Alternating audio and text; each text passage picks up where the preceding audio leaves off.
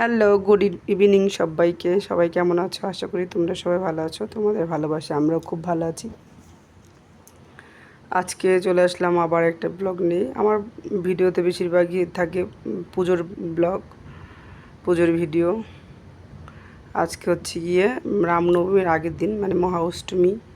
আজকে আমি সন্ধ্যাবেলা চলে এসেছি পুজো দিতে। প্রতিদিনকার মতো আমি পুজো দিতে আসি, আর দুষ্টু আমার পিছে পিছে আসে।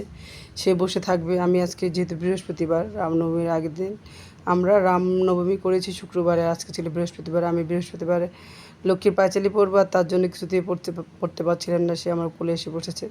সে প্রতিদিনই আমি পুজো দিতে আসলে কোলে এসে বসবে, ঠাকুরকে প্রসাদ দেবে, থালা দেবে, মানে একটার পর একটা করতেই থাকে। তারপর গোপালকে ঘুম পাড়াবে, অনেক সময় বজরঙ্গলিকে ঘুম পাড়াবে, এসবই করতে থাকে। তার জন্য আমি মানে তাড়াহুড়া করে আর কিছু করতে পারি না, বিশেষ কিছু যে পুজো তাড়াতাড়ি করে দেব। কিছুতে উঠতে চায় না, কুলি থেকে কুলিয়ে বসে থাকে।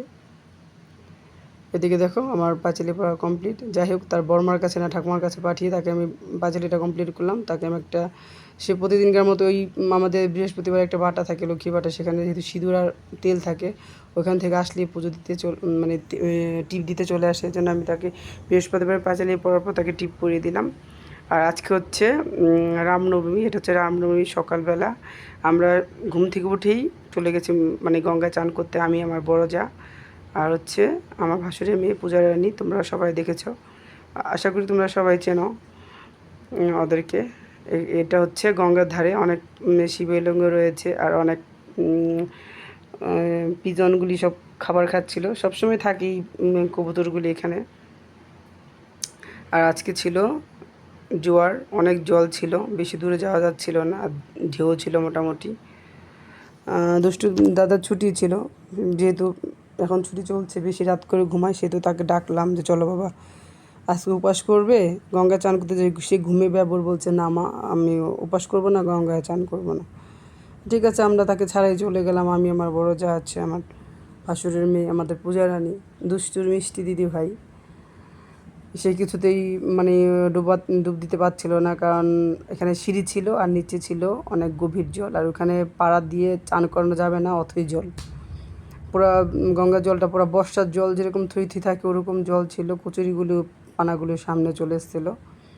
আর দেখো কি সুন্দর গঙ্গার অপরূপ দৃশ্য, খুব ভালো লাগছিলো। ঠান্ডা ঠান্ডা ওয়েদার। আমরা যেহেতু সকাল সকালে চলে গেছি, কারণে চৈত্র মাসে প্রচণ্ড পরিমাণ রোদ থাকে, আর তার মধ্যে উপোস করবো সারাদিন নির্জল, আর খুব কষ্ট হবে, তাই জন্য।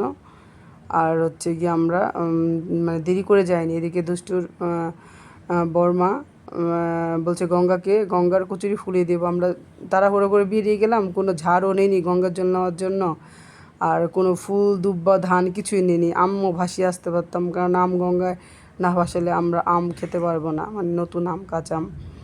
আর আমরা কিছুই নিয়ে যাইনি, তাড়াহুড়ো করে বেরিয়ে পড়লাম। কোনো ঝাড়ফাড় কিছুই নেইনি গঙ্গা জল আনার জন্য, কোনো ফুল দুব্ব ধান কিচ্ছু নেইনি। নুনও থাকে ঠাকুর ঘরে, চিনি থাকে, নুন চিনি দেওয়া তো গঙ্গায় ভালো, সেটাও নেয়নি। পরে ওখানে যাওয়ার পর আমরা রিয়েলাইজ করলাম যে আমরা তো নুন চিনি আনতে পারতাম, ঠাকুর ঘরে ছিল, কিছুই তো আনলাম না, ফুল ধান দুব্বা কিছুই তো আনলাম না। তখন ওর বর্মা বলছে ঠিক আছে, অসুবিধা নেই, গঙ্গার কচুরি ফুলে গঙ্গাকে দিয়ে যাব। তারপর যাই হোক, ওর বর্মা 3টা কচুরি ফুল ছিল, ওর বর্মা একটা গঙ্গাকে দিল, তারপর আমি একটা দিলাম, আর হচ্ছে দুষ্টু মিষ্টি দিদি ভাই একটা দিলাম। আমরা 3জনেই গঙ্গাকে কচুরি ফুল দিলাম। আমরা সকাল সকাল চলে এসেছি, কারণ প্রচুর রোদ উঠে, তারপর খুব কষ্ট হয়ে যায় গঙ্গায় চান করতে, পুজো দিতে। আর এদিকে দেখো আমি চান করছিলাম, আর পূজারানী এদিকে আমার ভিডিও করছিল। আজকে বেশি লুক ছিল না, অনেকে মনে হচ্ছে 25-26 তারিখেও, অনেকে 26 তারিখও করেছে রামনবমী, যায় না, মোবাইলে তো দেখাচ্ছিল যে পরপর 2 দিন পড়েছে, অনেকে দেখাচ্ছিল 26 তারিখও করেছে, জানি না ঠিক। কিন্তু আমরা তো 27 তারিখে করলাম, মানে শুক্রবারে। আর আমিও জল লাগুর পাচ্ছিলাম না, অনেকটা নিচেই ছিল জল। উপরে সিঁড়িতে বসে ঠিকমতো চান করা যাচ্ছিলো না, তাই আমি অনেকটা নেমেছিলাম যে না, হালকা করে হলে, যেহেতু আমি সাঁতার যাইনি, আমার অসুবিধা হবে না। অনেকটা যদি গভীর হয় তাও একটু মানে ঠিকমতো চান করতে পারবো, তাও একটু নেমেছিলাম। তারপর দেখলাম যে না বাবা, মনে হচ্ছে যেন শাড়ি পরে নেমেছি, তো মনে হচ্ছে পিছন দিয়ে মনে কেউ পাও ধরছে, টান খাচ্ছে। তারপর আমি তাড়াহুড়ো করে উঠে গেলাম। এদিকে আমাদের চান কমপ্লিট, আমরা চলে যাচ্ছি টোটো করে বাড়িতে। আর দুষ্টুর বর্মা দেখো কতগুলি কচুরি পানা নিয়ে এসছে। তার আবার প্রচণ্ড পরিমাণে গাছের শখ, গাছপালা প্রেমী, মানে গাছপালা খুব প্রচণ্ড পরিমাণে ভালোবাসে ওর বড় মা। আমরা চলে এসেছি বাড়িতে এসে দেখি দুষ্টুর বাবা উঠে গেছে, সে চান করতে যাবে। আমি বললাম যেহেতু আজকে রামনবমী, ঠাকুরকে ফুল দিয়ে যাও আর তুলসী পাতা দিয়ে যাও আর ঠাকুরকে টিপ পরিয়ে যাও। তারপর বলার পর সে আসলো ঠাকুর ঘরে, সে ঠাকুরকে সব রকমই দিচ্ছিলো। তারপর আমি বেশি করে কতগুলি তুলসী পাতার আটি দিলাম, যে আজকে তো 108টা দেওয়া ভালো ঠাকুরকে, তুমি এক থোকাই ধরে ঠাকুরকে দিয়ে দিও। তারপর সেই এক থোকা তুলসী পাতার আটি ধরেই ঠাকুরকে দিল। সে আবার উল্টো করে দিচ্ছিলো, মঞ্জুরিটা নিচের দিকে দিচ্ছিলো। আমি আবার বললাম তুমি মঞ্জুরিটা নিচের দিকে দিচ্ছো কারণ থালাটা নিচের দিকে রাখো আর মঞ্জুরিটা বুকের দিকে রাখো ঠাকুরের। তারপর সে আবার ঠিক করে দিল। আর এদিকে দেখো দুষ্টুর বাবাকে আমি আগে বলেছিলাম যে তুমি একটা তুলসীর মালা আনবে, সে আবার ফুলের দোকানে অর্ডার দিয়েছিল। আমি যে ঠাকুরের জন্য তুলসীর মালা এনেছি। আর এদিকে রয়েছে সব ফল, ফুল, লাড্ডু। আমরা যাব এখন মন্দিরে পুজো দিতে। এটা হচ্ছে গিয়ে অঙ্কুরের সামনে ভদ্রেশ্বর এই অঙ্কুরের সামনে ওটা হচ্ছে মেবি গেট বাজার, মানে ওই জায়গাটা। আর দুষ্টুর বাবা যেহেতু দোকানে যাচ্ছে, সে তো বললাম যে চলো আমি তোমার সাথে চলে যাই, আমি আর পূজা রানী আর বরমায় পরে টোটো করে আসুক। ওই রাস্তা দিয়ে যাবে দুষ্টুর বাবা দোকানে, তার জন্য আমরা রেডি হয়ে দাঁড়িয়েছি। আমি আর হচ্ছে দুষ্টু মিষ্টি দিদিভাই দুজনে আমরা আগে দাঁড়িয়েছিলাম মন্দিরের সামনে। আমরা অলরেডি চলে এসেছি দেখো মন্দিরের সামনে। এটা হচ্ছে গেট বাজার, অঙ্কুর হাসপাতাল আছে তার গায়েই। আমি আর দুষ্টু মিষ্টি দিদি এসে দাঁড়ালাম। তার বর্মা এখনও আসেনি, বর্মার জন্য অপেক্ষা করছি। অলরেডি তার বর্মা চলে এসছে। আমরা এখান থেকে জবা ফুল নিচ্ছি। আর দুষ্টুর বাবা যে দোকান থেকে সচরাচর আমাদের সব রকম ফুল নেয়, সেই দোকানে আমরা দাঁড়িয়েছিলাম। লাড্ডু নিলাম আর হচ্ছে মোমবাতি, কর্পূর নিয়েছি। কিন্তু ওই দোকানে জবা ফুলের সংকট ছিল, জবা ফুল পাওয়া যাচ্ছিল না। ফুলের মালা বলছে ফুলের মালা শেষ হয়ে গেছে, আমাকে গেঁথে দিতে হবে। তাই আমি বললাম অনেকটা দেরি হয়ে যাবে গেঁথে দিলে। আর দুষ্টুর বাবা যেহেতু তারা ছিল, সে দোকানে যাবে টাইম মতো। দুষ্টুর বাবা তো বিজনেস, তার চৈত্র মাসের সেল চলছে। সেজন্য আমি বললাম তোমার যেহেতু তারা আছে, তুমি চলো আমরা বেরিয়ে পড়ি। তারপরে আমরা যার থেকে মাসকাবাড়ি ফুল আনি, উনি বললো যে ওই ওই মন্দিরের গায়ে আছে ফুলালা, ওইখান থেকে মালা নিয়ে নেবে। তারপর আমরা মন্দিরের ভিতর থেকেই এক ফুলালা বসেছিল, তার থেকে 3টা মালা নিলাম তিনজনে পুজো দেওয়ার জন্য। এদিকে দেখো আমাদের পুজো কমপ্লিট। আমরা পুজো খুব সুন্দরভাবে দিয়েছি, কারণ প্রথমে ভিড় থাকলো। আমরা যখন ভিতরে ঢুকেছিলাম, মানে সামনেটা গেছিলাম, তখন দেখলাম যে হালকা হয়ে গেছিলো। আমরা সুন্দর মতোই পুজো দিয়েছিলাম। আমরা পুজো টুজো দেওয়ার কমপ্লিট করার পর ওইখান থেকে আবার মোমবাতি ধূপ ঠাকুরকে দেখালাম। তারপর ঘিয়ের প্রদীপও নিয়েছিলাম, ঘিয়ের প্রদীপও ঠাকুরকে দেখালাম। দেখি ওইখানে বসে এসেছি। তারপর দেখো আমরা এখন আমাদের পুজো টুজো কমপ্লিট। আমরা এখন চলে যাচ্ছি বাড়ির উদ্দেশ্যে, রওনা হচ্ছে। এটা হচ্ছে আমাদের বাড়ি যাওয়ার পথে, বাড়ি যাচ্ছি আমরা। পুরো সাইড সিন একটু তুলে নিলাম। আমি ক্যামেরাটা একটু আগেই ধরেছিলাম, কারণ এখানে রয়েছে আরেকটা মন্দির রয়েছে বাড়ি যাওয়ার পথে। সেই ঠাকুরের মন্দিরটা একটু ভিডিও করার জন্য আমি মোবাইলটা আগেই ধরেছিলাম। তারপর একটু সাইড সিনটা দেখতে ভালো লাগলো, তাই ভাবলাম যে একটু সাইড সিনটা তুলে নিই। এখানে দেখো আরেকটা ঠাকুর রয়েছে, আর 2 সাইডে রয়েছে রাম, তারপর হনুমানজি। আমার বাড়ি যাওয়ার পথেই বাড়ির পাশে আমাদের রয়েছে আপনার শপিং মল। এখান থেকে আমরা ঠাকুরকে যেহেতু আমাদের পিতলের মূর্তি, ঠাকুরকে অভিষেক করাবো পঞ্চামৃত দিয়ে, সেজন্য দই নিতে আসলাম। বাড়িতে ঘি, মধু, তারপরে দুধ, কাঁচা দুধ তো রয়েছেই, তিল, তুলসী, সব রকম ফুল, সব ধান দুবা সবই আছে বাড়িতে, জন্য দই নেই বলে আমরা দইয়ের প্যাকেট কিনতে আসলাম আপনার শপিং মলে, সরি। তারপরে এখানে বাড়িতে এসে দেখি দুষ্টু অলরেডি ঘুম থেকে উঠে গেছে। সে ঘুম থেকে উঠে মশারি থেকে বেরোচ্ছে। তারপর তার ঘুমটা খুব ভালো হয়েছে, সেজন্য আর কান্নাকাটি করে নেয়। নাহলে রেগুলার কান্নাকাটি করে ওঠে সে, ঘুম থেকে ওঠা মানেই কান্না শুরু। কালকে সে 10টার দিকে ঘুমিয়েছে না খেয়ে, 3টা কলা, ছোটো 3টা কলা খেয়ে ঘুমিয়েছিল, সারা রাত ঘুমিয়েছে। আর সকালেও আমি যখন বাড়িতে এসেছি তখন মনে হয় 11টা, সাড়ে 11টা বাজে। অনেকটা 12-13 ঘন্টা ঘুমানোর পর তারপর মাইন্ডটা চেঞ্জ, মানে আজকে কান্নাকাটি করেনি।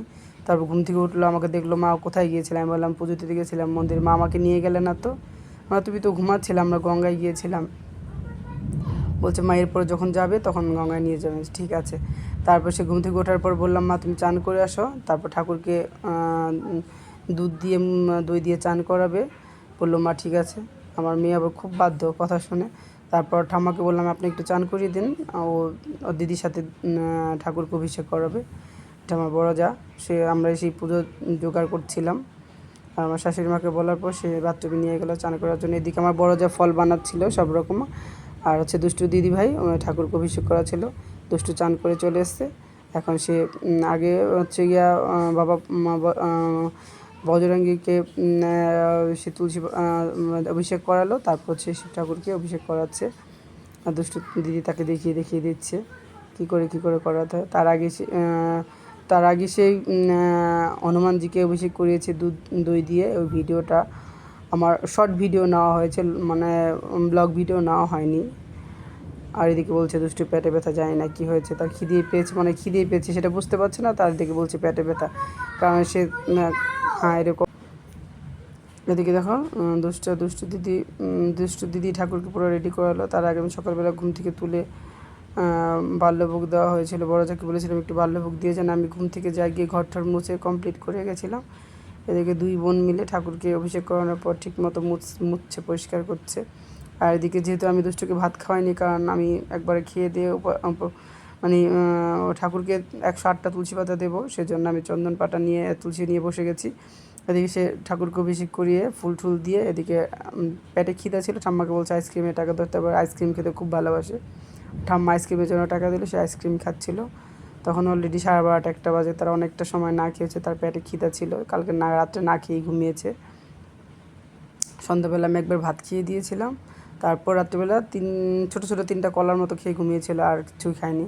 সেজন্য ঠাম্মিকে বলছে ঠাম্মি টাকা দাও। ঠাম্মি আবার দই আনার জন্য টাকা দিল। তারা 2 বোন মিলে আবার মিষ্টি দই, মানে আপনার বাড়ি থেকে দই আনতে গেল 2 বোন মিলে। দুষ্টু আগে আইসক্রিম খেলো, তারপর একটা দইও খেলো অল্প একটুখানি। এই দইটা তার বড়মা দিদি আপনার থেকে আগে এনেছিল, মিষ্টি দই এনেছে, টক দই এনেছে। সে বললাম মা তুমি রেখে যাও, ঠান্ডাটা একটু ছাড়ুক তারপর খাও। তারপর 2 বোন মিলে দই আনতে গেল। তারপর দুষ্টু আসার পর দইটা মানে খেয়ে কমপ্লিট করেছে। এদিকে দেখো আমি বসে গেছি 108টা তুলসী পাতা গোনার জন্য। প্রথমে তো আমি চন্দন লাগিয়ে 108টা তুলসী পাতা গুনছিলাম, আর ফুল দিয়ে ঠাকুরকে দেওয়ার জন্য আমার বড় যাকে দিলাম, কারণ বাজারে তুলসী পাতাগুলো অত ভালো হয় না। গাছেরগুলো যেমন চন্দন ভরালে পুরো টান হয়ে যায়, দেখতেও ভালো লাগে। আগে বর্মাকে দিলাম, বর্মা দিল 108টা। তারপর আমি আমার নিজের জন্য গুছিয়ে নিয়ে তারপর ঠাকুরকে নিবেদন করলাম 108টা তুলসী পাতা। তারপরে এদিকে দেখো দুষ্টুর বর্মা সব ভোগ বানিয়ে দিয়েছে, আর তার দিদি মিষ্টি দিদি নিবেদন করেছে ঠাকুরকে। আমাদের পুজো পুরো কমপ্লিট। এখন বাজে মানে 2টোর মতো, কারণ 12টা অবধি ছিল সময়। 12টা অনেকে 12টার মধ্যেই পুজো দিয়েছে। তারপর আমি একটু হনুমান চল্লিশা পড়ে নিলাম। ততক্ষণে দুষ্টু না খেয়েছিল। তারপর দুষ্টুর ঠাম্মিকে বললাম জগ একটু খাইয়ে দেন, আমি একটু খেয়ে দিয়ে তারপরে বিকেলবেলা তোমাকে আবার খাইয়ে দেবো। মা প্রথমে খেতে চায়নি ঠাম্মির হাতে, তো আমি বললাম না, আমি যখন তোমাকে খাওয়াবো তাহলে তো অনেকটা দেরি হয়ে যায়, তুমি ঠাম্মির হাতে খেয়ে নাও আগে, পরে আমি বিকেলবেলা আবার তোমাকে খাওয়াবো। তারপর বললো ঠিক আছে মা। এদিকে দেখো আমার পাঁচালি পড়া কমপ্লিট, আমি ঠাকুরকে প্রণাম করে নিলাম। আর এদিকে আমার বড় যা ভোগ বাড়া কমপ্লিট, মানে প্রসাদ সবার জন্য প্রসাদ বাড়ছিল। আমাকে বললো তুমি একটু ফলগুলি বেড়ে দাও। তার আগে সাবু মাখছিল, আমাদের পূজা রানী প্রসাদ খাচ্ছে। আর ওদিকে দুষ্টুর ঠাম্মি দুষ্টুকে ভাত খাওয়াচ্ছে। ততক্ষণে দুষ্টুর দাদা ঘুমিয়ে যাচ্ছিল।